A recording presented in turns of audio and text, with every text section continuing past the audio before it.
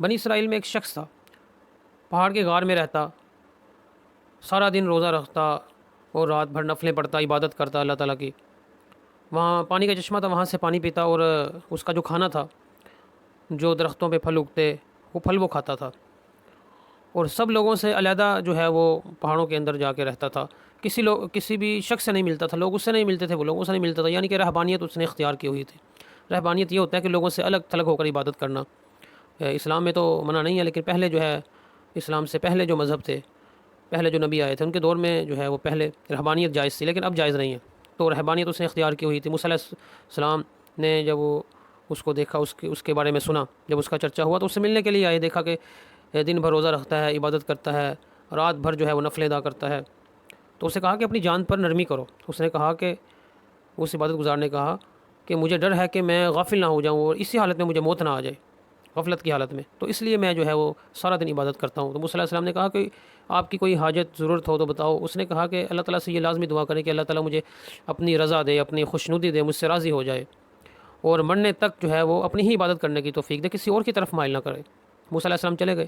ایک مرتبہ جب کوہ طور پہ موسیٰ علیہ السلام گئے مناجات کے لیے اللہ تعالیٰ سے، یعنی کہ ایسے اس کے اندر مشغول ہو گئے مناجات کے اندر کہ وہ عابد کی بات کہنا بھول گئے۔ تو اللہ تعالیٰ نے پھر خود ہی پوچھا کہ کیا میرے عابد نے جو بات تجھے کہی تھی وہ نہیں کہو گے؟ تو موسیٰ علیہ السلام نے کہا یا اللہ تو ہی جانتا تو ہے اس نے کیا کہا تھا۔ تو اللہ تعالیٰ نے کہا کہ جاؤ اسے جا کر کہہ دو کہ اس کے جو گزشتہ گناہ ہیں، جو برائیاں ہیں، وہ اتنے بڑے ہیں کہ میں اسے معاف نہیں کر سکتا، وہ جہنمی ہے، اور مجھے اس کی وہ تمام باتیں، ذلیل اور رسوا کن باتیں معلوم ہے جو کسی اور کو معلوم نہیں۔ تو موسیٰ علیہ السلام آئے اور اس عابد کو اللہ تعالیٰ کا یہ فرمان سنایا۔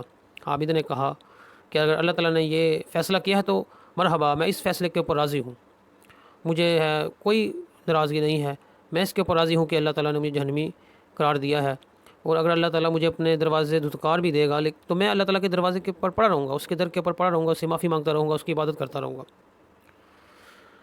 تو موسیٰ علیہ السلام پھر وہاں سے چلے گئے، اور پھر ایک مرتبہ پھر مناجات کے لیے کوہ طور پہ گئے، اللہ تعالیٰ سے مناجات کی۔ تو اللہ تعالیٰ کو اس کے بارے میں بتایا کہ اللہ تعالیٰ کو کہا کہ اللہ تعالیٰ اس جو عبادت گزار نے جواب دیا تھا وہ تو خوب ہی جانتا ہے، تجھے اس بارے میں علم ہے اس نے کیا کہا تھا۔ تو اللہ تعالیٰ نے فرمایا کہ اس کے اس جواب کی وجہ سے میں نے اس کی بخشش کر دی، اب وہ اہل جنت میں سے ہے۔ میں نے اس کے لیے بہت سخت فیصلہ کیا تھا، جہنم کا فیصلہ کیا تھا، لیکن اس نے خوشی سے قبول کر لیا، تو ہمیں اس کی یہ ادا پسند آ گئی۔ اب وہ چاہے گناہ کر کے زمین آسمان بھر دے، پھر بھی ہم اس کی مغفرت کر دیں گے۔ تو موسیٰ علیہ السلام جب وہاں سے جبل طور سے واپس آئے اور اس عبادت گزار کو، عابد کو کہا کہ اللہ تعالیٰ نے ایسے کہا ہے کہ اللہ تعالیٰ نے تیری بخشش فرما دی، تو وہ بہت رویا، خوشی کے اندر بہت رویا اور سجدہ ریز ہو گیا، اللہ تعالیٰ کی تعریف کرنے لگا، ذکر کرنے لگا، اور اسی حالت میں اس کی موت آ گئی۔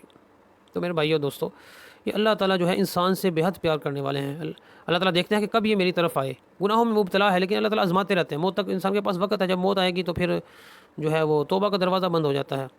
ایک جب قیامت کے نزدیک سورج مغرب سے طلوع ہوگا تو اس کے بعد بھی انسان توبہ نہیں کر سکتا، جب تک مشرق سے طلوع ہو رہا ہے توبہ کا ٹائم ہے، جب مغرب سے ایک بار طلوع ہو گیا اس کے بعد جو ہے وہ مسلمان توبہ نہیں کر سکتا، کافر وہ مسلمان نہیں بن سکتا، اور جب موت کا وقت قریب آ جائے تو پھر بھی انسان توبہ نہیں کر سکتا۔ تو موت سے پہلے جو ہے وہ اللہ تعالیٰ سے توبہ کرے، استغفار کرے۔ گناہ ہو جاتے ہیں، انسان ہے، غلطیاں ہو جاتی ہیں، تو جتنی بار غلطی ہو اتنی بار اللہ تعالیٰ سے معافی مانگے، اللہ تعالیٰ معاف کرنے والے ہیں۔ اگر اتنے گناہ آپ پڑھ لیں کہ زمین سے لے کے آسمان تک بھر جائے آپ کے گناہوں سے، ایک مرتبہ بھی اللہ تعالیٰ کو کہیں کہ اللہ تعالیٰ مجھے معاف فرما، تو اللہ تعالیٰ سارے ہی معاف فرما دیتے ہیں، ایسے کریم ہیں۔ لیکن یہ جو ہے وہ اللہ تعالیٰ نے مہلت دی ہے موت سے پہلے، موت کے بعد جا کے پھر اگر اللہ تعالیٰ سے کہیں کہ اللہ دوبارہ دنیا میں بھیج، میں اب گناہ نہیں کروں گا، تو پھر ایسا نہیں ہو سکتا۔ اللہ تعالیٰ نے جو ہے وہ دنیا کے اندر مہلت دی ہے، موت تک مہلت ہے انسان کے پاس، اچھے کام کرے، اگر گناہ ہو گئے ہیں، نمازیں چھوٹ گئی ہیں، دوسروں کے حقوق ادا نہیں ہوئے تو وہ توبہ کر لیں، دوسروں سے معافی مانگ لیں، ابھی وقت ہے، اللہ تعالیٰ نے آپ کو وقت دیا ہے، ابھی وقت ہے، معافی مانگ لیں۔ بندے بھی معاف کریں گے تو اللہ تعالیٰ تو معاف کرنے والا ہے، مہربان ہے۔ تو اللہ تعالیٰ ہم سب کو عمل کی توفیق عطا فرمائے۔ ویڈیو پسند آئے تو اسے ضرور شیئر کریں تاکہ دوسرے لوگوں کا بھی فائدہ ہو۔ جزاک اللہ۔